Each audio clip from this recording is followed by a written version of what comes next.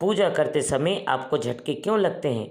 कई लोगों को झटके उस समय पर भी लगते हैं जब वह सो रहे होते हैं, और कई लोगों को पूजा करते करते कई झटके लगते हैं।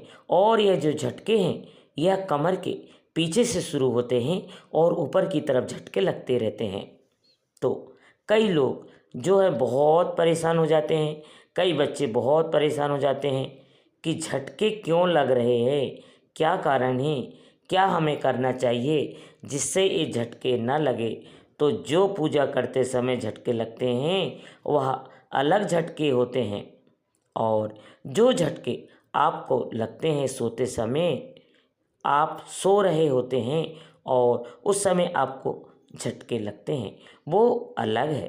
तो दोनों के बारे में मैं आपको बताऊंगी, वीडियो को पूरा सुनना।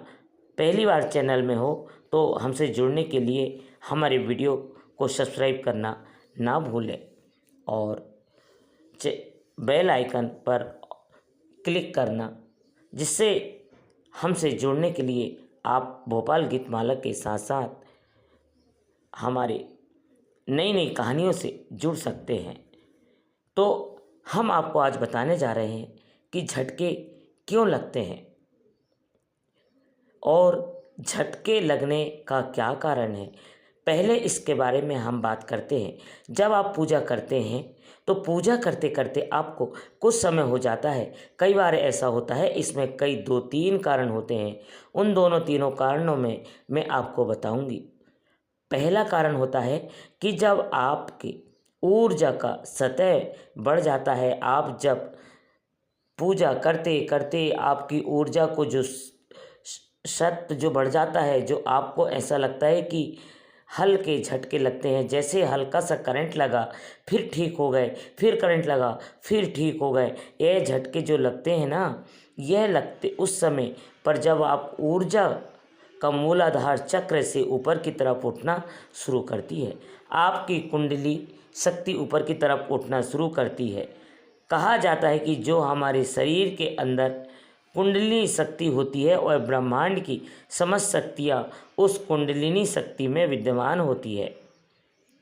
बिना जगे ही वो हमारे शरीर के सारे काम करती है, और जब जाग जाती है तो मतलब ऐसा नहीं होता कि वह एकदम जागती है। धीरे धीरे वो कुंडलिनी शक्ति जागृत होती है। जैसे आपने देखा होगा, चूल्हे पर जो तवा होता है वह धीरे धीरे गर्म होता है, और फिर एक ऐसा समय आता है जब वह इतना गर्म हो जाता है कि हाथ जलने लगता है। उसी तरीके से कुंडलिनी शक्ति जब मूलाधार के ऊपर की तरफ होती है तो हल्के हल्के झटके लगते हैं। पहला कारण यही है। कि दूसरा कारण यह है कि जब आपके शरीर में कोई नकारात्मक शक्ति है, कोई प्रेत है, कोई आपके शरीर में दिक्कत दे रहा है, परेशानी दे रहा है, तो बाहरी कोई शक्ति, और जब आप पूजा करते हैं तो सकारात्मक शक्ति आपकी तरफ खिंचती है, और वो सकारात्मक शक्ति जब आपके शरीर में प्रवेश करती है तो आपके शरीर में बैठी जो नकारात्मक शक्ति है, क्योंकि नकारात्मक शक्ति आपके शरीर में अलग अलग हिस्सों पर बैठती है। कंधों पर बैठती है, सिर में बैठती है, पेट में बैठती है, छाती पर, कमर में, घुटनों में, अलग अलग हिस्सों पर, या महिलाओं के जो नाभि है उसके नीचे पेटू पर बैठती है।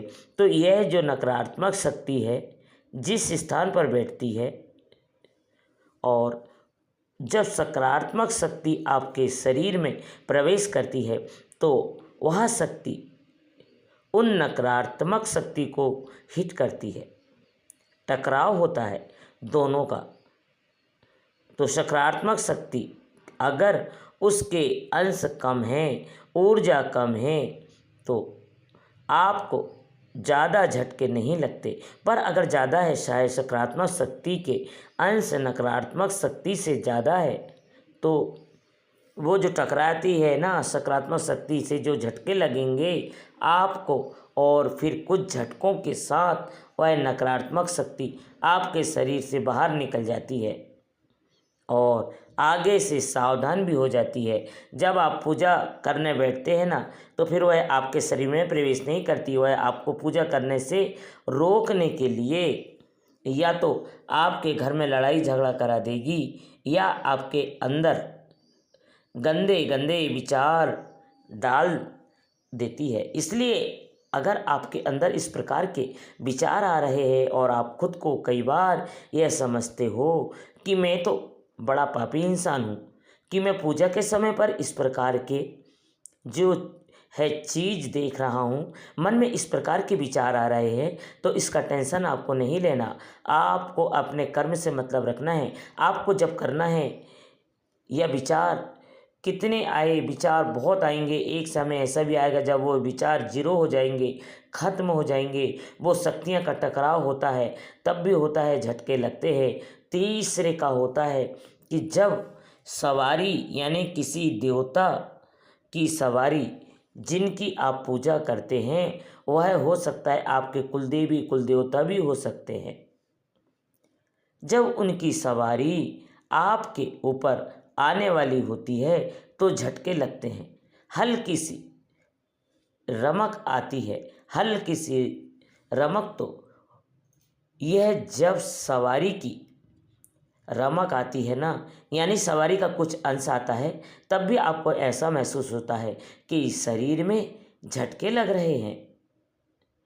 तो ये 3 कारण हैं जिनसे आप जान सकते हैं कि शरीर में झटके आपको महसूस हो रहे हैं। कई बार जब सोते समय भी आपको झटके लगते हैं। सोते समय क्या होता है, सोते समय नकारात्मक शक्तियाँ जो है वो आप पर हमला करती है, अपनी चरम सीमा पर रहती है और आपको किसी न किसी रूप में परेशान करने की कोशिश करती है। कई लोग तो ऐसे होते हैं कि जिनको वो दबाव डालती हैं, छाती में दबाव डालती है, गर्दन में दबाव डालती है। आपको ऐसा लगता है कि सांस नहीं आ रही है, मुझे मैं अपने को शरीर को हिला नहीं पा रहा हूँ। कई बार आपको पटक के भी मार देती है। आपको ऐसा लगता है कि आप सोते समय आप गिर गए नीचे, पर क्या होता है कि वह आपको गिरा देती है। ऐसा भी होता है कई लोगों के साथ। तो वो डिपेंड करता है, निर्भर करता है कि नकारात्मक शक्तियाँ जो है वो कितनी तादाद में है और कितनी शक्तिशाली है। वह इसलिए नकारात्मक शक्तियों के कारण जो झटके लगते हैं उनमें आपको महसूस होता है, आपको सपने में दिखाई देता है, परछाई दिखाई देती है, आपको डर लगता है। तो ये सभी कारण होते हैं नकारात्मक शक्ति के। जब झटके लगते हैं आपको और जब सवारी के झटके आपको लगते हैं तो उसमें आपको किसी प्रकार की समस्या नहीं होती, दर्द नहीं होता ज़्यादा। वो जब तक झटके लगते हैं जब तक आप पूजा करते हो। अगर वह सवारी के झटके हैं तो पूजा करते रहोगे, झटके लगते रहेंगे, और बंद कर दोगे तो पूजा तो फिर वह रुक जाएंगे। तो ये कारण मैंने आपको बताई। झटके लगने के मुझे आशा है जानकारी आपको समझ आई होगी। और अगर पहली बार चैनल पर है तो चैनल को सब्सक्राइब कीजिए, लाइक कीजिए, शेयर कीजिए और हमारे भोपाल गीतमाला के साथ जुड़िए रहती। भोलेनाथ आपके घर परिवार पर कृपा कर सदैव आपकी झोली भरते रहे। हम मिलते हैं एक नई जानकारी।